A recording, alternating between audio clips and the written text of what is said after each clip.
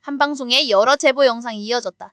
귀국한 축구대표팀을 향한 응원, 꽃집 앞 화분절도, 골목집 앞 봉선화 훼손, 그리고 시장의 유명 칼국수집 위생 논란까지. 가벼운 장면처럼 보였던 일상 속 기록들은 모두 누군가에게는 선명한 불편과 상처로 남았다. 먼저 새벽 공항에 도착한 대표팀 선수들을 향해 팬들은 고생했다는 응원을 보냈다.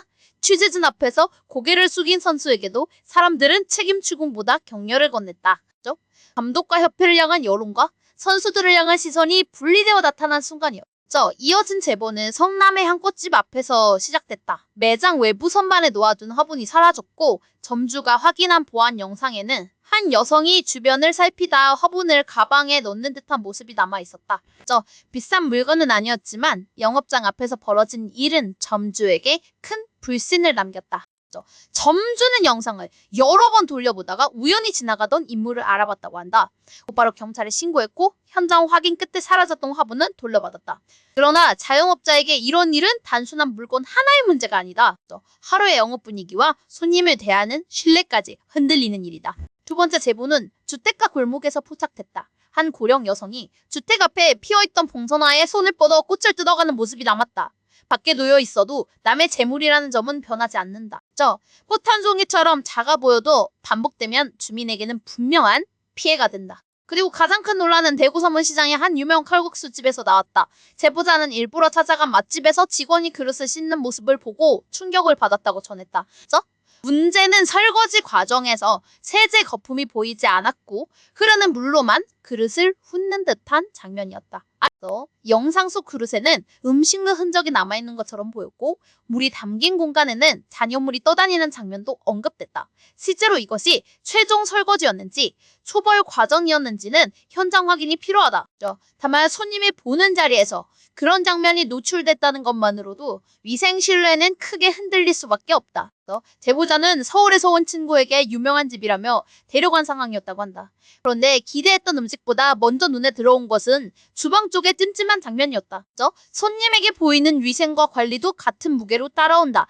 방송에서는 반죽을 바닥 가까운 곳에 두는 듯한 모습, 설거지 공간 주변에 재료가 함께 놓인 듯한 정황도 함께 거론됐다. 식당 내부의 동선과 주방 위생은 관계 기관의 현장 점검으로 확인되어야 한다. 단정할 수 없는 부분은 남지만 공개된 제보만으로도 조사는 필요해 보인다.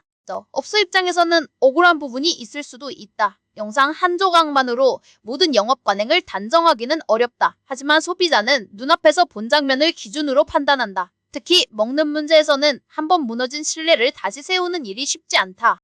마지막 사연은 병원 대기실에서 아이를 데리고 있던 보호자의 이야기였다. 백내장 수술 뒤 검진을 받으러 온 어머니를 기다리던 중 아이가 짧게 옹알이를 했고 의사가 보호자를 진료실로 부른 뒤 아이 때문에 진료가 방해된다는 취지로 말했다는 주장이다. 보호자는 아이를 맡길 곳이 없어 데려왔다고 설명했지만 의사는 다음부터 아이를 데리고 오지 말라는 식의 말을 했다고 전해졌다. 실제 소리의 크기나 당시의 진료 상황은 양쪽 말을 들어봐야 한다.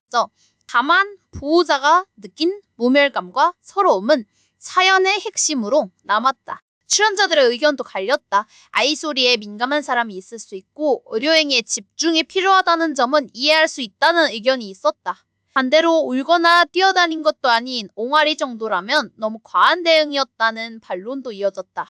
이번 모아보기의 공통점은 작은 일상에서 시작된 제보가 결국 공공의 기준으로 이어진다는 점이다. 화분 하나, 꽃 몇 송이, 설거지 한 장면, 아이의 짧은 소리까지. 누군가에게는 사소해 보여도 다른 누군가에게는 안전과 신뢰의 기준이 된다.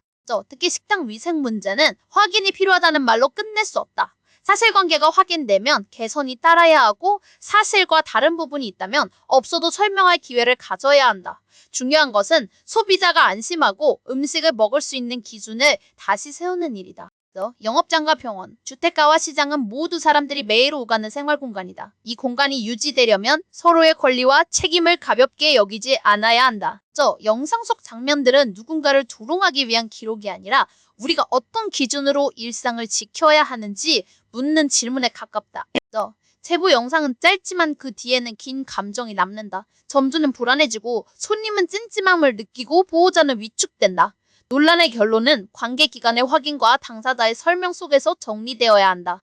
그러나 최소한 지금 필요한 것은 사소한 불편을 사소하게 넘기지 않는 태도다. 있었죠. 결국 이번 보도가 남긴 핵심은 단순하다. 생활 속 공간의 신뢰는 아주 작은 행동에서 무너질 수 있고 다시 세우려면 더 분명한 관리와 설명이 필요하다. 물로만 스쳐 지나간 듯 보였던 그릇 하나가 우리에게 던진 질문도 바로 그 지점에 있다.